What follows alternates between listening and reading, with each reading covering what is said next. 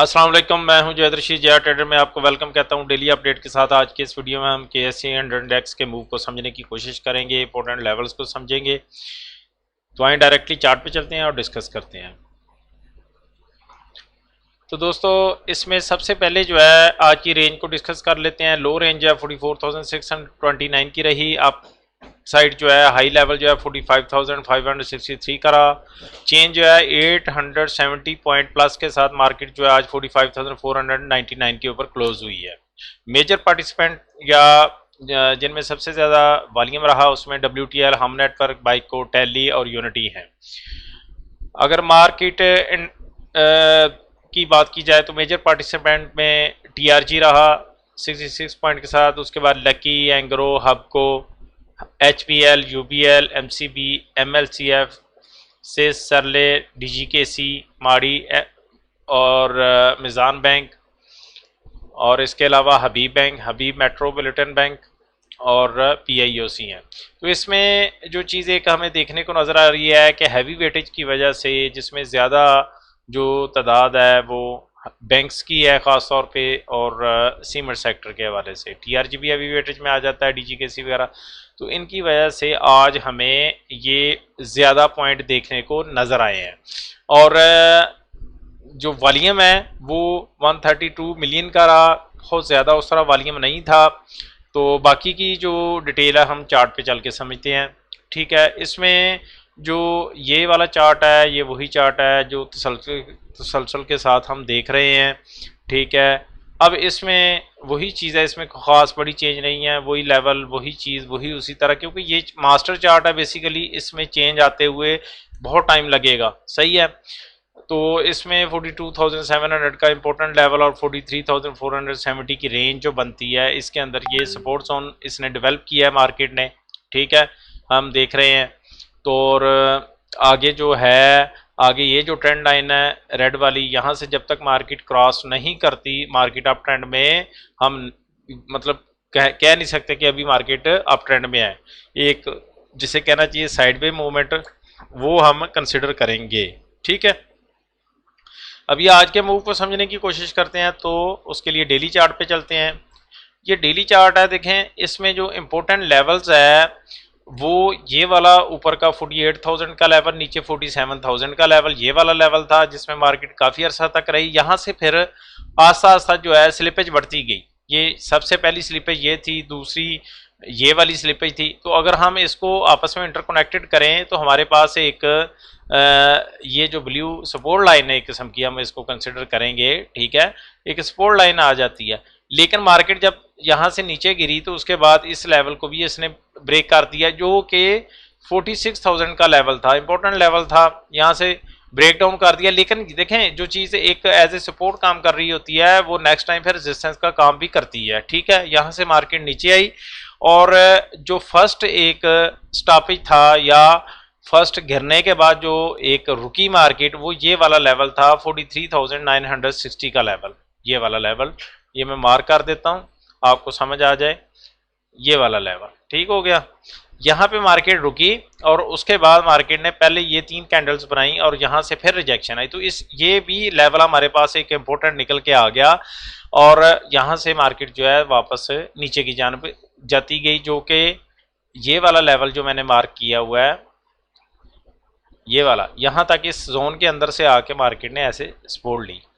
ठीक है, तो ये ऑलमोस्ट वही लगभग करीब करीब का लेवल बन जाता है। अच्छा, आज जो बात समझने की है वो ये है कि आज मार्केट ने ये देखिए ये जो कैंडल बनी है, एक बड़ा मार्केट की एक जो कैंडल की रेंज है, जो स्प्रेड है कैंडल का, हमें बड़ा देखने को नज़र आ रहा है। ठीक है, लेकिन अगर हम इसके साथ पैरेलल वॉल्यूम को डिस्क्राइब करें तो वॉल्यूम जो है एक एवरेज वॉल्यूम जो चल रहा होता है उससे लो ही रहा है। लेकिन प्रीवियस जो एक कैंडल थी ये वाली ग्रेवस्टोन डोजी टाइप जो मैंने डिस्क्राइब भी किया था, उससे वॉल्यूम ज़्यादा रहा है ज़रूर। लेकिन इसको अगर हम वॉल्यूम प्राइस एनालिसिस के साथ देखें, ठीक है, तो ये ना वो बनती नहीं है, अनॉमली है, मतलब कि इससे वेरीफाई नहीं हो रही ये चीज़। ठीक है, क्योंकि वॉल्यूम कम है, लो है और मतलब मार्केट इतना ज़्यादा ऊपर पॉइंट चली गई है, तो उसके पीछे कोई लॉजिक तो होनी चाहिए, कोई वजह तो होनी चाहिए। इतना जो 700-800 पॉइंट ऊपर जाना है वो नज़र आने चाहिए कि वाकई इस चीज़ की वजह से हुआ है। अगर हम देखें तो बाकी जो शेयर हैं मैक्सिमम मार्केट के, वो को बहुत ज़्यादा उस तरह ऊपर नहीं गए। ठीक है, अब यहाँ पे ये वॉल्यूम के हवाले से चीज़ वेरीफाई नहीं होती। इसके बाद ये जो सपोर्ट लाइन है यहाँ पे एक रेजिस्टेंस का काम कर रही है। इसको मैं वॉल्यूम को हटा के थोड़ा सा, जो मैंने लास्ट वीडियो के अंदर एक चीज़ डिस्क्राइब की थी कि EMA 44 जब तक क्रॉस नहीं होती, इससे ऊपर कैंडल्स बनना शुरू नहीं होती, उस वक्त तक मार्केट अपसाइड नहीं हम कंसिडर कर सकते। नहीं, मेरे नज़दीक जो मैंने ऑब्जर्व किया है, जो मैंने चीज़ें फाइंड आउट की हुई है। ठीक है, ये बाकी के लिए हो भी सकती है और नहीं भी, ठीक है, लेकिन मेरे लिए बहुत अहमियत है इसकी। ठीक हो गया। अभी आप देखें कि आज इसी लेवल के पास से जो है हमें एक, अभी मतलब हम तो नहीं कह सकते अभी आज के कि भाई लाजमी ये यहीं से नीचे ही चली जाएगी। हाँ, मार्केट के अंदर अगर कोई मुल्की हालात बेहतर होते हैं या कोई ऐसा पॉजिटिव सेंटीमेंट आता है तो यहाँ से ऊपर अप ट्रेंड बन सकता है। लेकिन बात वही है कि हमने मार्केट के साथ जिद नहीं करनी, अपनी नहीं चलानी। नहीं जी मैं अब जिद करके बैठ, नहीं जी ये तो नीचे ही रहना है, इसने ऊपर नहीं जाना या ऐसे है। लेकिन हमारे पास एक चीज आ गई है, हमने माइंड किस वक्त चेंज करना है कि जब यहाँ से EMA 44 से ऊपर मार्केट ट्रेड होना शुरू हो जाएगी तो हम समझ जाएंगे कि अब मार्केट के अंदर स्ट्रेंथ आ गया और मार्केट अब ऊपर जाने के लिए रेडी है। ठीक है ना। अब उसी लिहाज से फिर हम अपने शेयर की सिलेक्शन करते हैं, शेयर्स को चूज करते हैं। वहां पे भी इसी तरह अपने टेक्निकल एनालिसिस लगा के अपना जो भी एक सेटअप है उसके मुताबिक जो है फाइंड आउट करके शेयर्स के अंदर ट्रेड लेते हैं। ठीक है, दूसरी EMA जो थी वो 140, ये देखें मैंने डायनेमिकली समझाने की या बताने की कोशिश कर रहा हूँ।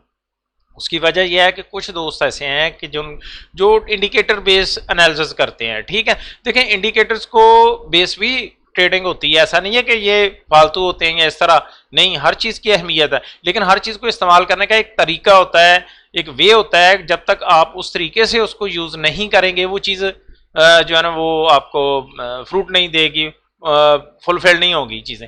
EMA 147 की वजह ये थी कि ये मोस्ट ऑफ द टाइम कहीं पे रेजिस्टेंस का काम, सपोर्ट और यहाँ से फाइनल ब्रेकडाउन हुआ। उसके बाद मैंने क्रैश की सूरत हाल का भी बोला था, और यहाँ से ये इसका EMA 44 जो है ये मेरी अभी की फाइंडिंग है, मतलब पहले से नहीं है।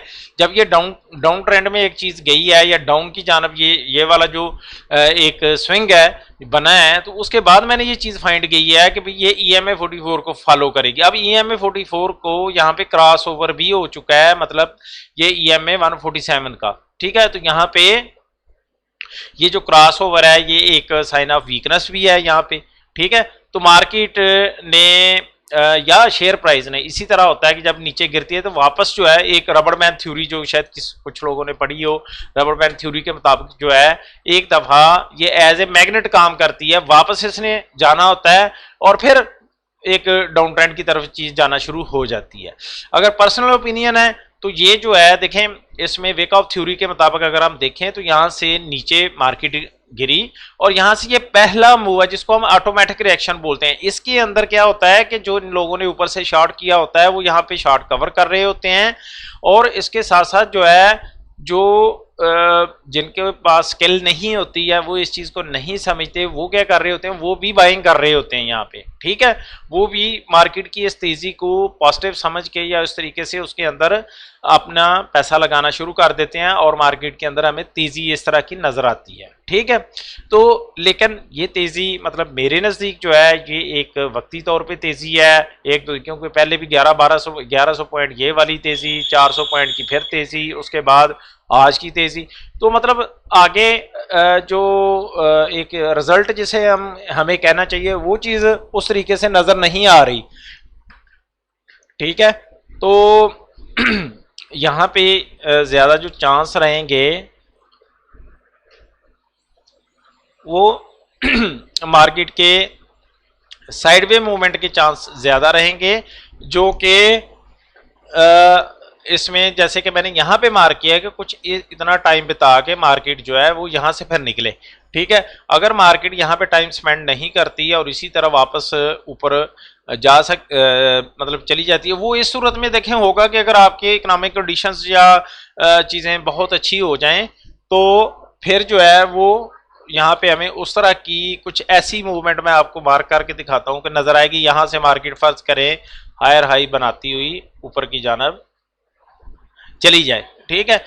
तो लेकिन चूंकि मार्केट ने काफी ज्यादा यहाँ पे डिस्ट्रीब्यूशन हुई है इस लेवल के ऊपर, ऊपर ये वाला जो लेवल नजर आ रहा है, और उसके बाद मार्केट नीचे गिरी, यहाँ पे सपोर्ट ली, फिर तो यहाँ पे ज्यादा अब चांसेस जो है, अगर मैं वही बात है कि यहाँ पे कोई भी सूरत बन सकती है, ठीक है।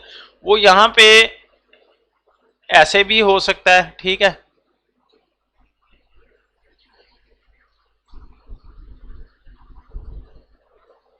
ये चीज इस तरीके से भी बन सकती है, कुछ और भी मतलब इस तरह की फॉर्मेशन हो सकती है। लाइक अगर मैं कहूँ कि ये नीचे यहाँ से इसके आसपास से इसने अगर सपोर्ट लिया तो ये यहाँ ये भी हो सकता है इस लेवल से ऐसे करके ऐसे। तो मार्केट जब अगर देखें जब तक इस तरीके से कोई अकोमोलेशन नहीं होती शेयर्स के अंदर या टाइम स्पेंड नहीं करती, तो वो जो इस तरह ऊपर जाना भी है ना, ये एक खतरनाक चीज हो सकती है, ठीक है। इस तरीके से ठीक नहीं है, थोड़ा सा बेस बना के जो है मार्केट ऊपर जाए तो ज्यादा बेहतर रहेगा, ठीक है दोस्तों। तो इसमें आपने बड़ी एहतियात के साथ का इसमें काम किस तरीके से करना है। देखें हम जो एक्सपर्ट लोग हैं या जो जानते हैं समझते हैं वो मतलब इस स्विंग को भी प्ले कर लेते हैं, लेकिन हमें नहीं पता होता जो आम बंदा है कि भाई यहाँ से मार्केट जो है जैसे यहाँ पे आई सपोर्ट ली, यहाँ से पॉसिबिलिटी हो सकती है कि भाई इसी कैंडल से नीचे आ जाए या इस कैंडल से नीचे आ जाए, क्योंकि फर्स्ट रिएक्शन है, ठीक है। ये फर्स्ट ऑटोमेटिक रिएक्शन है जो कि किसी भी जगह से यहाँ से रिवर्सल हो सकता है, ठीक है। तो इसके ऊपर जो ट्रेड लेना है वो थोड़ा सा रिस्की हो जाता है। इसीलिए जब एक डाउन ट्रेंड के बाद, जिसमें डाउन ट्रेंड मतलब कम से कम उसके पीछे 7-8 कैंडल्स जो है वो रेड बननी चाहिए, उसके बाद मार्केट ये जो रिएक्शन आता है इसको इसको छोड़ना है, इसको सेक्रीफाइस करना है आपको, ठीक है। यहाँ से जब मार्केट नीचे गिरे, ठीक है, यहाँ से मतलब दूसरा जब जो मूव बनेगा उस मूव के अंदर आपने एंट्री फिर लेनी होती है, जो कि कॉन्फिडेंट एंट्री होती है, सही एंट्री होती है, जिसमें रिस्क फैक्टर कम होता है। आप एंट्री लेते हैं, यहाँ कहीं एंट्री लेते हैं, देखें मैं मार्क करता हूँ, ये जो लेवल्स होता है, ठीक है, रिवर्सल के बाद यहाँ कहीं एंट्री लेते हैं और इससे नीचे का स्टॉप लॉस रख के अपना काम करते रहते हैं, ठीक है।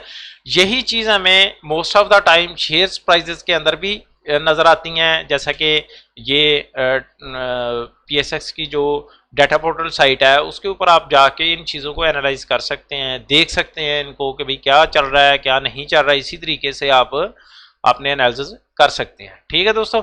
मजीद एनालिसिस के लिए, शेयर एनालिसिस के लिए ख़ास तौर पे आपको व्हाट्सएप ग्रुप ज्वाइन करना पड़ेगा, ठीक है। और वहाँ पे शेयर एनालिसिस के हवाले से जो भी आपकी कोई क्यूरी होती है या इसके अलावा मेरे जो ट्रेड वगैरह अगर मैंने देने हैं तो वहाँ पे ही शेयर किए जाते हैं मैक्सिमम ऑफ द टाइम, ठीक है। तो वो व्हाट्सएप नंबर मेरा नीचे चल रहा है, जो ज्वाइन करना चाहते हैं मुझसे रब्ता कर सकते हैं, ठीक है दोस्तों। तो इंशाल्लाह बेहतर होगा और नेक्स्ट सेशन कल के लिए फिर इंशाल्लाह अल्लाह ताला आपका हामी और नासर हो, और इन चीज़ों को मद्देनज़र रखते हुए आप ट्रेड कीजिएगा, ठीक है दोस्तों। शुक्रिया, खुदा हाफिज़।